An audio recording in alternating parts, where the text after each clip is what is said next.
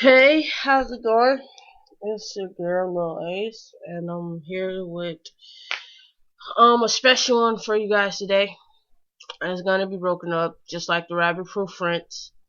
How we were talking about the Aboriginals. Well, this time we're talking about African presence in America and everywhere else. See, the Europeans had got a lot of shit confused. They thought it was okay for them to take our heritage and take everything from us. But what they realized that they couldn't take was the history that was left behind. So thousands and thousands of years ago, people have been digging up artifacts and statues and carvings of African heritage and explaining how Africans were in America first and how Christopher Columbus portrayed the Queen and how he did not find America, how he did not even step off of a boat in America. And there was already Africans over here. They say discover. I'm gonna go on. I'm gonna let you guys hear it. Like I said, it will be broken up into probably 3 or 4 segments: part one, part two, and part three. Um, so this man, he got evidence. You can find him on YouTube. It's the XI misnamed Omelek civilization. Gray A. Jamun Young. And it's a few recordings I gotta get on here. So, law about your guys' common laws, right? As citizens, and health, food awareness, and name changing ceremony, or your name change, and how to be a free person. I'm currently waiting on my guest speaker, but my boyfriend, but he be so busy. He knows more about this stuff than I do. He just shows me. I do my research, and well, yeah. I'm gonna go ahead and let this man tell you again. I'm on YouTube, so you guys gotta excuse me if it sounds a little shittier for the recording. This is a ghetto version of a DJ, so bear with me. Pretty soon, when I get my money up, I'll be able to have, be able to do it professionally and do it more professionally. Anyway, all right. Well, here we go.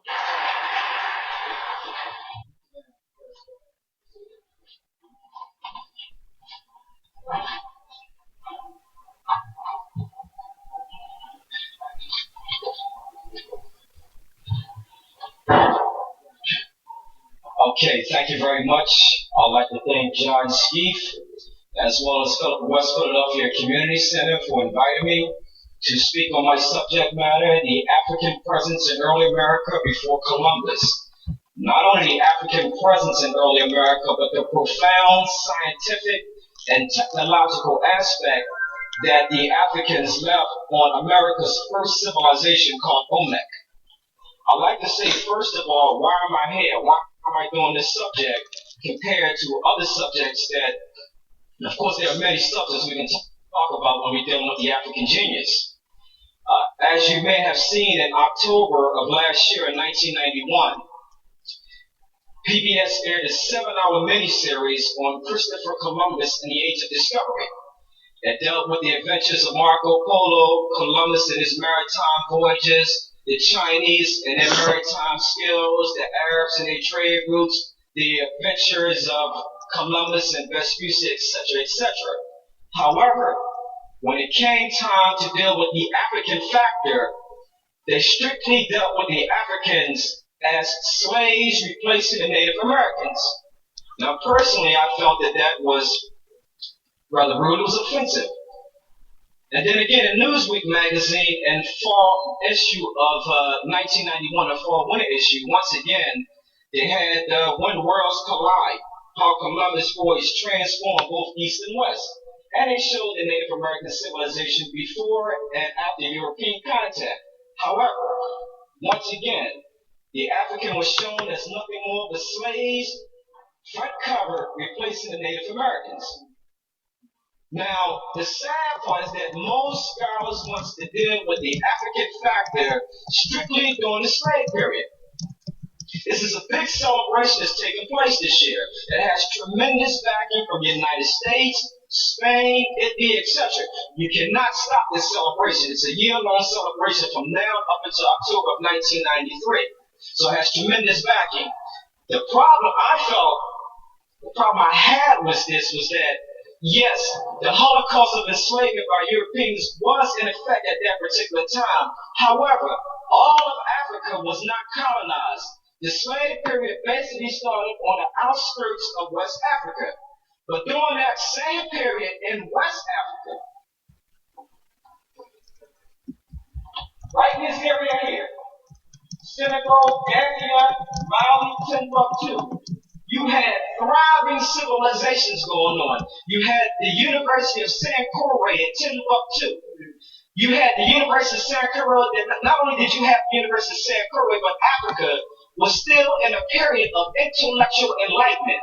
This university was not destroyed until 1591. The Holocaust of enslavement was almost 100 years old, and the Africans in the Western Sudan at the University of Sankore in Timbuktu were still going through a period of intellectual enlightenment. In 1492, when the Moors, in partnership with the Arabs, were expelled from Spain, many of those same Arab professors and scholars went into the university, into West Africa, into the University of Sankore, and tried to apply for teaching positions that they weren't even qualified for. Nevertheless, the African professors were endowed with great chairs, chairman of this department, chairman of that department. You had African professors who were solicited to teach in Northern Africa, at Fez, at Cordova. These African professors were teaching 10 subjects, 10 different subjects, and teaching them well. The greatest scholar of that day, Ahmed Barra, he is one professor that had as many as 1,600 books. And not only did he have 1,600 books, he wrote 47 books on different subjects. One man. And not only did he write these subjects, he was the same man who was solicited all up and down Fez, Cordova, in Spain to teach. Ahmed Barra. Then you had Muhammad Khoury. 50 years, mayor of Timbuktu, 50 years. That's African consistency and African genius at its finest. 50 years, nobody wanted the job. He wanted to give it up. I don't want it no more, take it. Nobody wanted the job. One mayor, 50 years. Timbuktu, that's what you had during that particular period of time. Now, what was going on?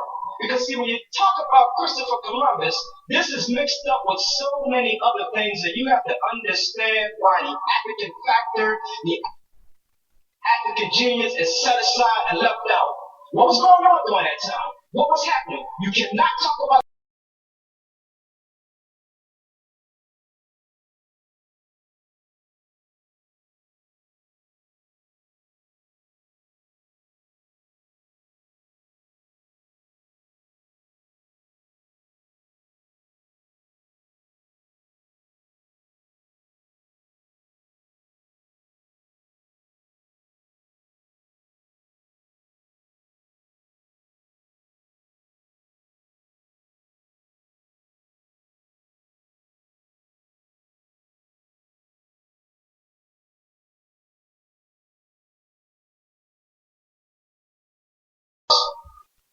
at that time, you had the University of Salamanca, built around 1200 AD, the most prestigious university and one of the oldest universities in Europe. It's only controlled by Moors in partnership with the Berbers.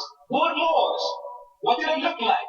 I don't have to go into too much detail because most of you have seen the golden age of the Moors by Ivan Van Sertima, and he done an excellent job. For the first time since J.A. Rogers, we had a body of predominantly African-American scholars who took old information as well as new information and combined this information and did a hell of a job on that book. You must get that book. But since I'm here, let me just give you an idea of what I'm talking about before I get into that subject. What do some of those Moors look like? This is what they look like. Black-skinned, woolly-haired Africans in Spain, in Italy, all throughout Europe, in southern France, and Germany. What else do we have?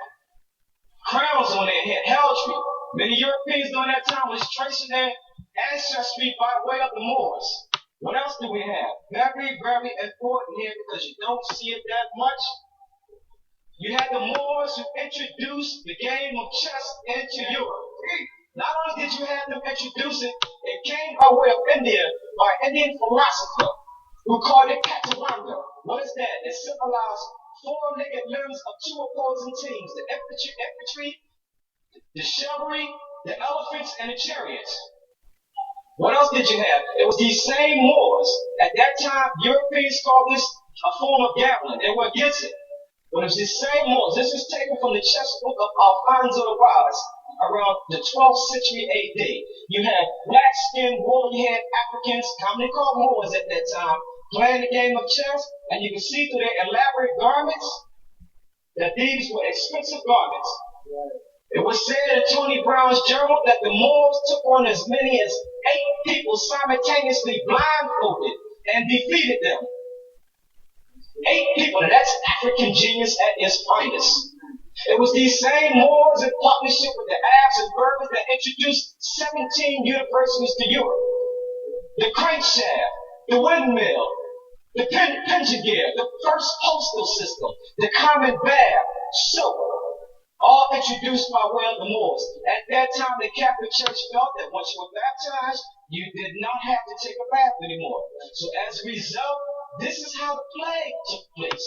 Because at that time, Europeans were not washing up, and sadly, it wasn't the masses, it was the elite, the ecclesiastical. They were the ones who said, once you were baptized, you did not have to wash up anymore. And that plague was worse than AIDS. It killed 50% of the population at that time. Even after the Moors had introduced the common bath, many Europeans decided to give it up. Some scholars argue it happened because of prostitution was expensive, but we do know they gave it up.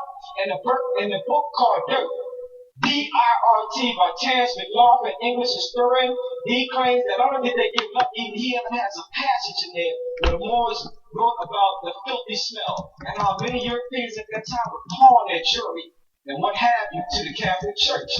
And what happened was, and this is documented, all documented, I got the details, and there's no need to be sitting up here saying something if I can't back it up. This is not lip service. These same Moors, after they introduced these things into Europe, these advances into Europe, many of them said, look, we don't want to deal with it. They called the Moors infidels at that particular time. 17 universities. What else did they do?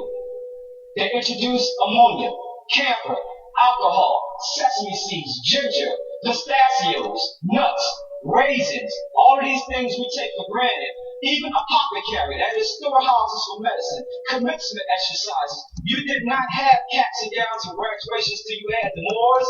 These are Africans by way in partnership with the Berbers and Arabs who introduced this. Europe did not have their first hospital until the 14th century.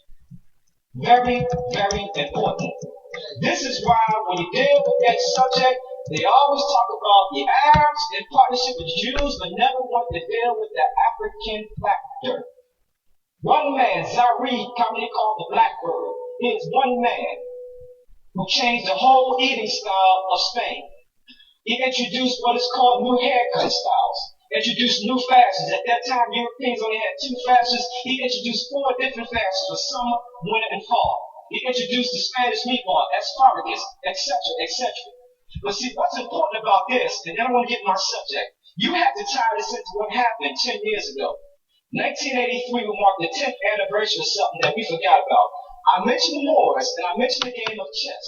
I mentioned how they took on 8 people one time blindfolded and defeated their opponents. But it's something that we forgot because we do not hold our history sacred.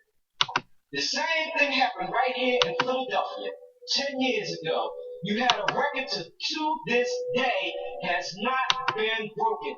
Nobody has ever won 2 consecutive chess teams back to back. It is the African genius at its finest that still holds that record. What am I talking about? We forgot about it. United States champions, local Douglas Elementary School and Bucks Junior High Tech both won United States championship 7 consecutive times. Not only did they win it, but you had one African American genius at that time, the best African American chess person at loss. Here's the same man that took on as many as three people blindfolded simultaneously.